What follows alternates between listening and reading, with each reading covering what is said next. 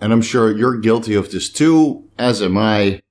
You see a car with a tinted window, and as you walk past it, you stop and you hit a side chest or a front double bicep or whatever pose you like to do, just as affirmation that you're still big.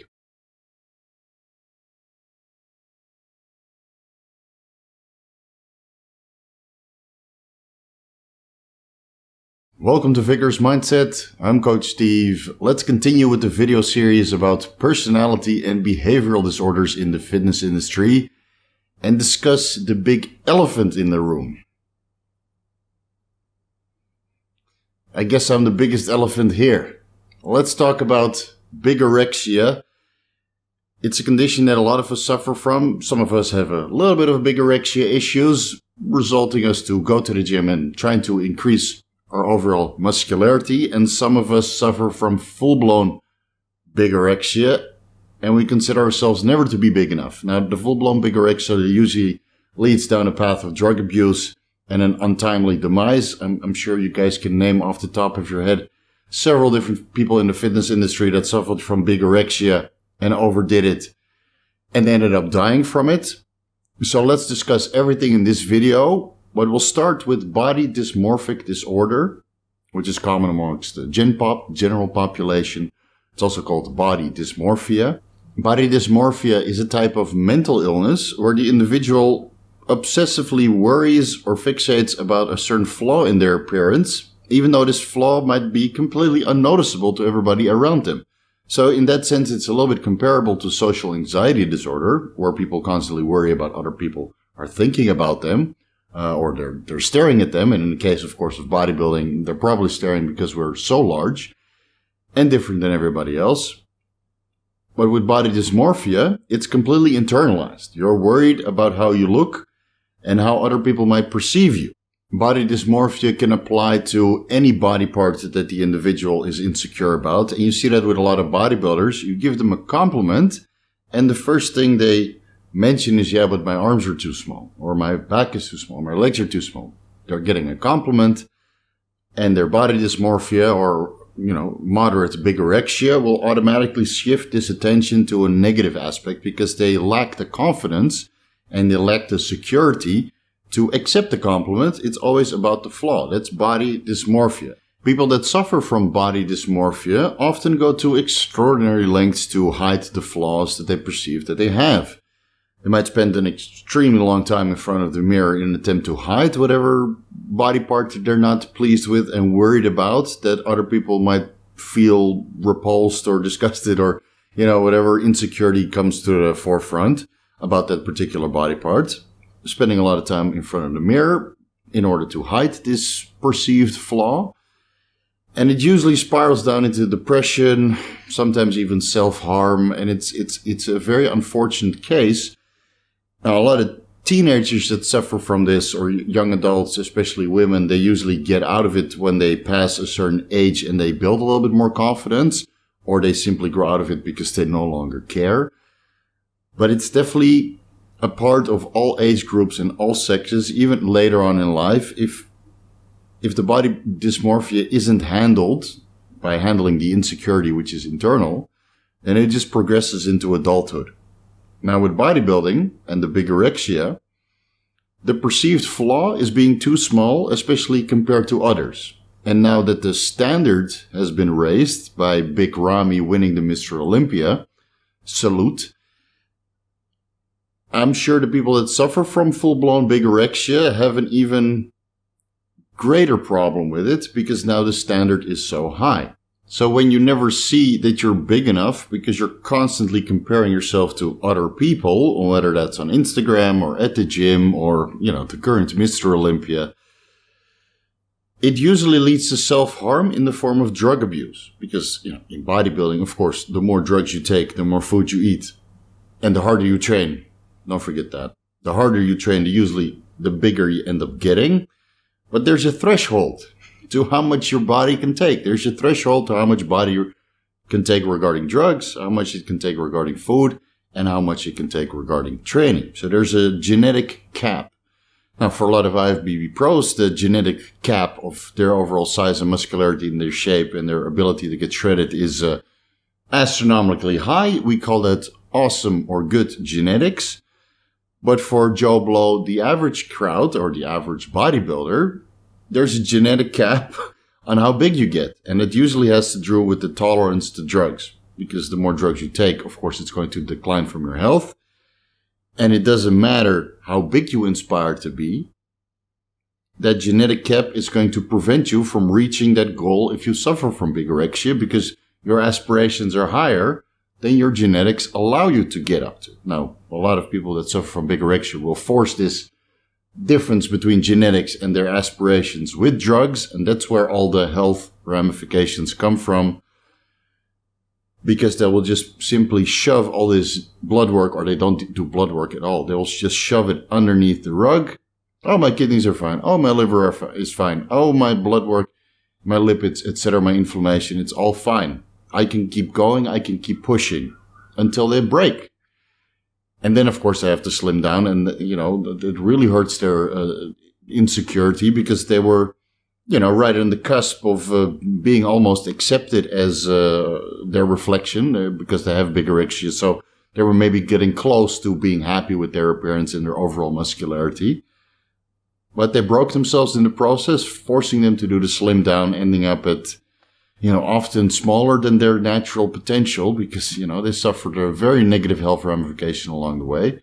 Or they pass away, which is, like I mentioned in the beginning, it's not unheard of in the fitness industry. So bigorexia, when it's full blown, it usually leads to self-harm. And the only way around it is being with an extremely supportive partner who can constantly give that person affirmation and confidence by telling them, you're big enough, you're strong enough, you're ripped enough, you have everything that other people would like to have. Because again, it's an issue about comparing yourself to others.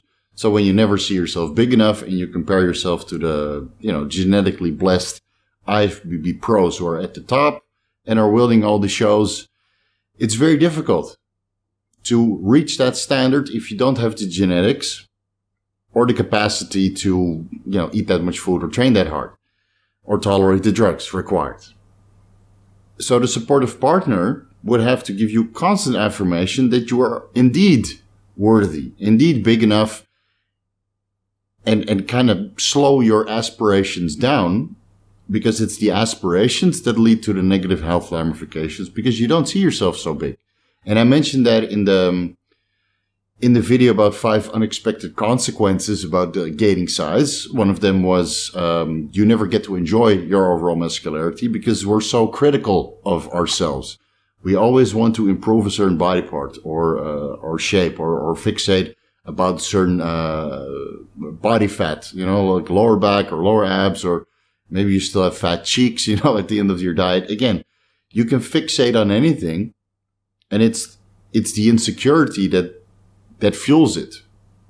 So if you suffer from bigorexia, the supportive partner might be able to help you get through it by giving you a more secure feeling about your appearance and about your muscularity, and kind of lower your aspirations. Another way to deal with bigorexia is by taking all the methods away which can contribute to your self-reflection. And whether that's a warped self-reflection or the insecurity that you project on yourself, comparing yourself to others, by not taking pictures, by not frequently standing in front of the mirror or measuring your body weight, you take the ability of measurements away to get bigorexia under control. You see that a lot of guys, they constantly want to reach 300 pounds because Ronnie was 300 pounds in the off season. But hey, I'm not Ronnie and you're not Ronnie, and 99.99999% of the people are not Ronnie Coleman, and they will never reach 300 pounds unless they get morbidly obese. But a person suffering from bigorexia, comparing himself to Ronnie Coleman or top level pros that reached over 300 pounds, they're aspiring to be 300 pounds as well. So if you take the scale away, it should solve part of the problem because they're no longer able to measure themselves and compare themselves to these top level athletes. And it's the same with the mirror. which is probably the most difficult thing. I mean, you can put the phone away, at least the camera, or you shut off the camera, or you break the camera. I know several people with bigorexia that just broke every camera in the phone that they have because they don't want to take pictures of themselves. But the mirror is almost unavoidable because most houses have a mirror. And I'm sure you're guilty of this too, as am I. You see a car with a tinted window, and as you walk past it, you stop and you hit a side chest or front double bicep or whatever pose you like to do, just as affirmation that you're still big. So this is the parking lot, Mr. Olympia. But when you suffer from bigorexia, this could be a complete hindrance because you're constantly affirming that you're not big enough. Now, personally, I mostly feel happy when I sneak in a pose next to the car window or in the fitting room of a department store. I'm usually happy with myself and how I appear because I don't suffer from bigorexia. Yes, I'd like to be bigger, obviously, especially now during PCT. I do have a little bit of a warped sense of how big I am because I'm comparing myself right now at 76.5 kgs compared to when I was at 115 kilos at the, maximum off-season weight. So that's basically bigorexia comparing myself to myself when I was at my biggest. So now I feel smaller than I used to be, and I'm almost 20 kilos less than I used to be. Luckily, I didn't gain any body fat in the meantime. But when you suffer from bigorexia, you're never happy when you flex because you're comparing yourself to the largest person that is out there, or you simply don't see yourself big enough. Now, the mirrors are very difficult to avoid because they're at the gym, at the fitting room, and outside when you, walk past reflective objects. You might be able to get away or get around with it by wearing clothing that hides your appearance completely and maybe give you a little bit of extra size. So you'll see the guys that suffer from, full-blown bigorexia that they wear hoodies all the time and maybe two hoodies underneath each other simply to add a little bit of padding from the, the thick layers of cotton clothing that they wear.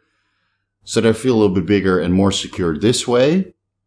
But ideally, it's something you have to get away from by constantly reflecting on yourself because it's not sustainable.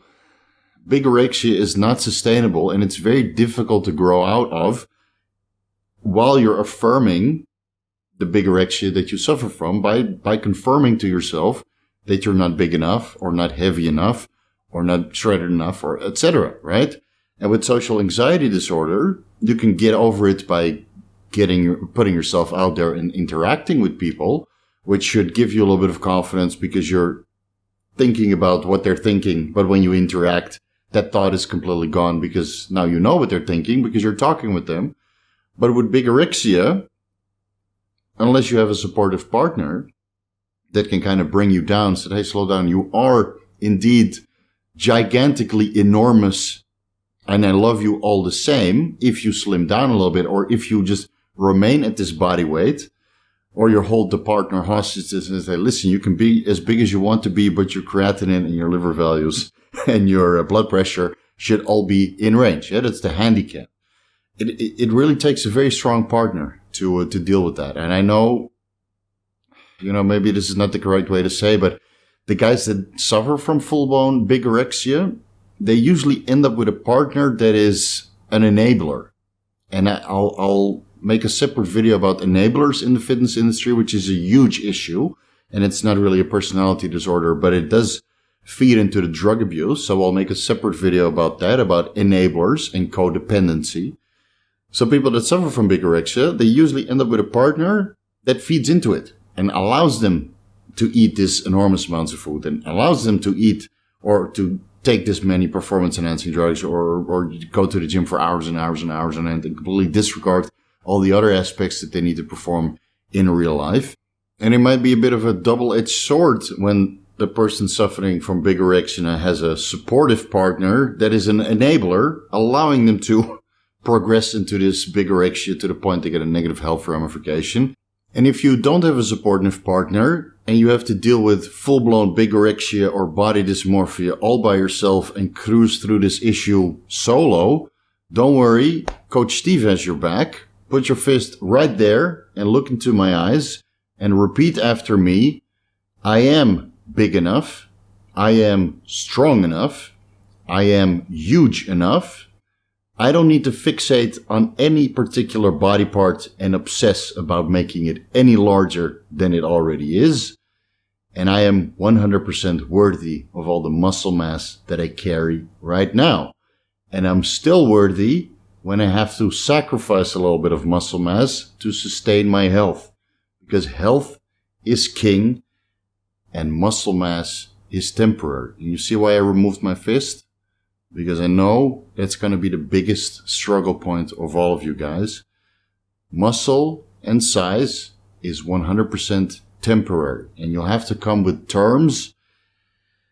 You have to come to terms with that and realize that it's a progression up and a progression down. It is inevitable. And I really hope that helps. Thank you guys so much for watching. I'll see you in the next video.